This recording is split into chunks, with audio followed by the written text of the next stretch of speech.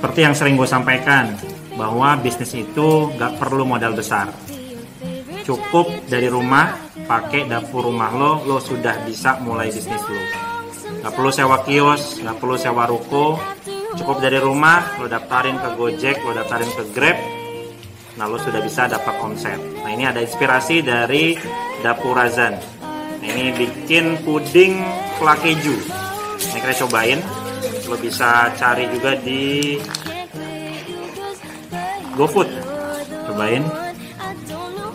Gue mau cobain flanya dulu. Flanya aja mantep banget, apalagi pudingnya ya.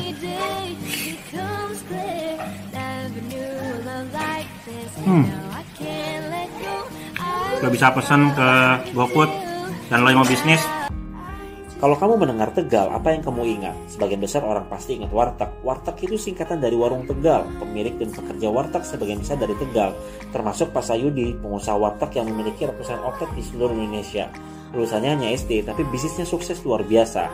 Bermula setelah lulus SD, merantau ke Jakarta. Dari pedagang asongan kemudian menjual nasi di kaki lima, membuatnya berpikir untuk bisa lebih maju lagi karena sudah bosan terkena razia digusur oleh petugas.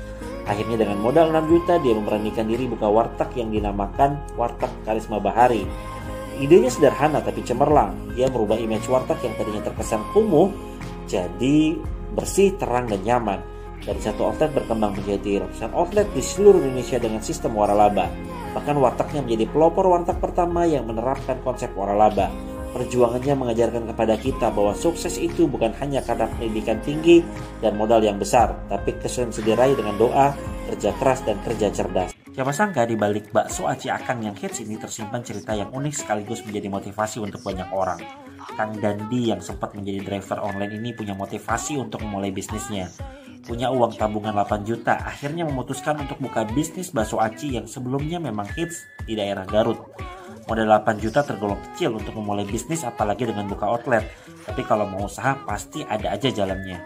Modal itu digunakan buat sewa tempat bulanan 1,5 juta, beli etalase bekas, beli bahan baku. Karena gak ada dana lagi, meja untuk makannya akhirnya pinjam sama tetangga. Meskipun bulan pertama nombok buat bayar sewa, tapi beliau gak nyerah. Dari situlah bisnisnya berkembang, menjadi salah satu bakso aci yang viral dengan cabang di mana-mana. Dari satu tempat saat ini berkembang menjadi 80 lebih cabang. Pelajaran banget buat kita. Mulailah sesuatu dari yang kita punya dan bisa lakukan. Lakukan apa yang bisa kita lakukan biar selebihnya Allah melakukan apa yang tidak bisa kita lakukan. Modal 5.000 perak buat beli spidol. Papan tulisnya pakai kalender bekas. Ruang kelasnya pakai kamar tidur. Lemari dan kasurnya gue keluarin. Gue mulai bisnis bimbingan belajar. Meskipun diremehkan banyak orang. Alah, bimbel apaan kayak gini? Dari satu siswa berkembang menjadi puluhan ribu siswa. Dari kamar tidur berkembang menjadi 70 cabang. Buat kamu yang mau bisnis, pakai aja dulu apa yang kamu punya. Gak usah dengerin apa kata orang tentang apa yang kamu lakukan. Bergeraklah dengan keyakinan dirimu. Insya Allah pasti bisa.